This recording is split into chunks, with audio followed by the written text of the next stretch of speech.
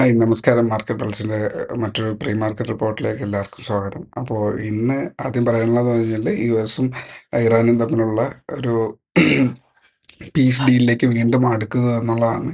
ഇപ്പോൾ ഒമാൻ അതിന് കാര്യമായിട്ടുള്ള സപ്പോർട്ട് കൊടുക്കുന്നുണ്ട്.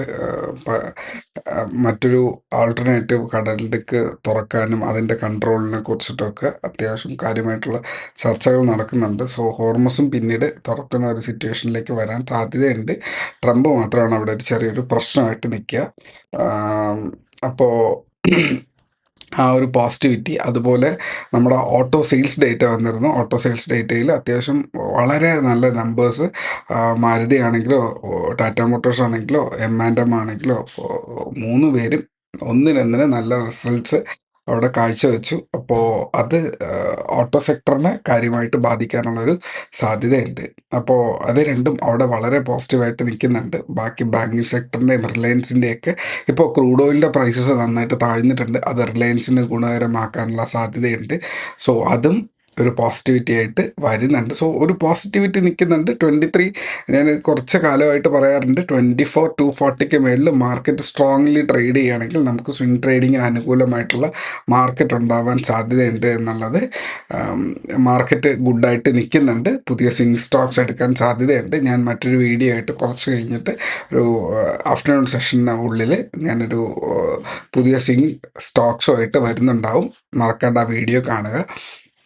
അപ്പോൾ ഇന്നത്തെ നമ്മുടെ മാർക്കറ്റ് അനാലിസിസിലേക്ക് കടക്കാം. മാർക്കറ്റ് ഫസ്റ്റ്ലി ഓക്കെ, മാർക്കറ്റിൻ്റെ ടൈമിംഗ് ചെറുതായിട്ട് മാറിയിട്ടുണ്ട്. ഒരു 340 വരെ മാറിയിട്ടുണ്ട്. അപ്പോൾ ഓപ്ഷൻസ് ട്രേഡ് ചെയ്യുന്ന ഒരു വ്യക്തിക്ക് 340 വരെ ട്രേഡ് ചെയ്യാനുള്ള സാധ്യതകൾ തെളിഞ്ഞ് വരുന്നുണ്ട്. അത്രയും പോകേണ്ട ആവശ്യമില്ല. യഥാർത്ഥത്തിൽ ഒരു ട്രേഡർ അത്രയും ലെങ്ത്തിലേക്ക് പോകരുത് മാർക്കറ്റിൽ. ജസ്റ്റ് ഒന്ന് പറഞ്ഞു എന്നുള്ളത് മാത്രമേ ഉള്ളൂ. ടൈമിൽ വ്യത്യാസം വന്നു എന്നുള്ളത് മാത്രമേ ഞാനവിടെ പറഞ്ഞിരുന്നുള്ളൂ. ഓക്കെ, അപ്പോൾ നമുക്ക് നമ്മുടെ ചാർട്ട് അനാലിസിസിലേക്ക് കടക്കാം. മാർക്കറ്റ് ഇപ്പോൾ ലാസ്റ്റിൽ ക്ലോസ് ചെയ്ത ഒരുപാട് ലൈൻസ് കിടപ്പുണ്ടല്ലേ. ഒരു മിനിറ്റ്.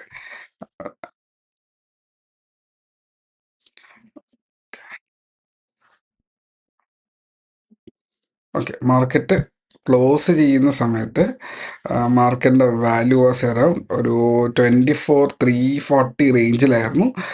340 റേഞ്ച് എന്ന് പറയുന്നത് ഓൾമോസ്റ്റ് ഇവിടെ ഒരു റെസിസ്റ്റൻസ് ഉണ്ട്, ഒരു 500 താഴെ എന്നുള്ള റെസിസ്റ്റൻസ്. അതുമാത്രമല്ല, ഏറ്റവും കൂടുതൽ തട്ടി നിൽക്കുന്ന ഏരിയ 350-നും ഒരു 440-ൻ്റെ ഇടയിലായിരിക്കും സാധാരണമായിട്ട് നിന്നിട്ട് പുഷ് ചെയ്യുന്ന ഒരു ഏരിയ ഇവിടെ ഉണ്ടാവാറുണ്ട്. ഓക്കെ, ഞാൻ ഇതിനെക്കുറിച്ച് ട്രാക്ക് ചെയ്ത് കഴിഞ്ഞാൽ മനസ്സിലാവും. ഏതാണ്ട് ഈ ഒരു ഏരിയ 385 to 400 റേഞ്ചിൽ ആണ് പലപ്പോഴും വന്ന് ഇത് ബ്രേക്ക് ചെയ്തതോടെ താഴോട്ട് പോയി തിരിച്ച് വന്ന് ഇതിന് മേളിൽ ക്ലോസ് ചെയ്യാൻ നോക്കി, പറ്റിയില്ല, താഴെ പോയി.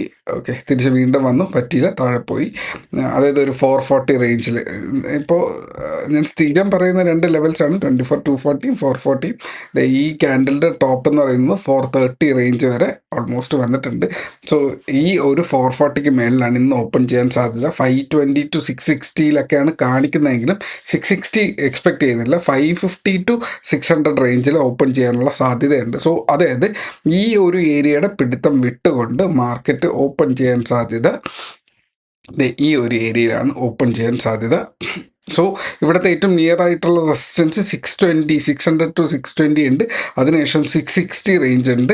അതിനുശേഷം 720 ആൻഡ് 800 ഈ 4 ലെവൽസാണ് മാർക്കറ്റിൽ ഇനി ഫ്രണ്ടിലേക്കുള്ളത്. ഇത് വാച്ച് ചെയ്ത് വയ്ക്കുക. നമുക്കിപ്പോൾ സ്വിംഗ് അനാലിസിസിൽ ഞങ്ങൾക്ക് സ്വിങ്ങിൽ ഡിപ്ലോയ് ചെയ്യാനൊക്കെ ഉള്ള ഒരു സാധ്യതകൾ അവിടെയുണ്ട്.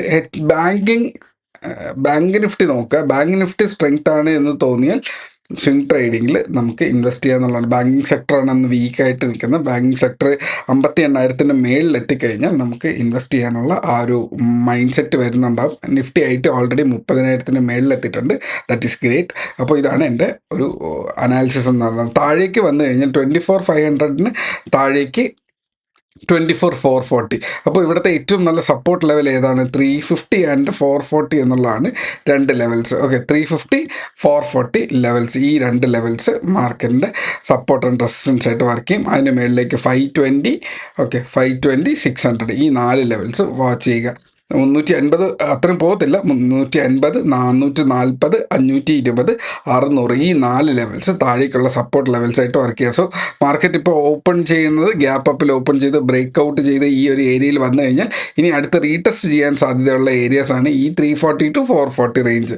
520ക്ക് മേളിൽ വീണ്ടും കയറിയാൽ 600, 660, 720, 800 ഈ 4 ലെവൽസ് ആണ് മേളിലേക്ക് 4 ലെവൽസ് പറഞ്ഞു, താഴേക്ക് 4 ലെവൽസ് പറഞ്ഞു. ഇതിനനുസരിച്ച് ശ്രദ്ധിച്ച് ട്രേഡ് ചെയ്യുക. മാർക്കറ്റിൽ വോളറ്റാലിറ്റി ഉള്ളതുപോലെ തന്നെ അത്യാവശ്യം നല്ല ബുള്ളിഷ്നെസ് ഉണ്ട്. ബിക്കോസ് നമ്മുടെ FIs ഇന്ന് ഈ മന്തിലൊക്കെ കഴിഞ്ഞ മന്തിൽ ബയേഴ്സ് ആയിരുന്നു. സോ മാർക്കറ്റിൽ ബൈയിങ് സ്പ്രീ കിടക്കുന്നുണ്ട്. അതിനനുസരിച്ചിട്ടുള്ള ഒരു മൊമെൻറ്റം എക്സ്പെക്ട് ചെയ്യാം. സ്വിംഗ് ട്രേഡിങ്ങിൻ്റെ അനാലിസിസ് ഫ്രണ്ടിലേക്ക് വരുന്നുണ്ടാവും. ആ വീഡിയോ മറക്കാണ്ട് കാണുക, മറ്റു സുഹൃത്തുക്കളിലേക്ക് അയച്ചു കൊടുക്കുക. നല്ല അസറ്റ് അവരും ഉണ്ടാക്കട്ടെ. So till then take care, by.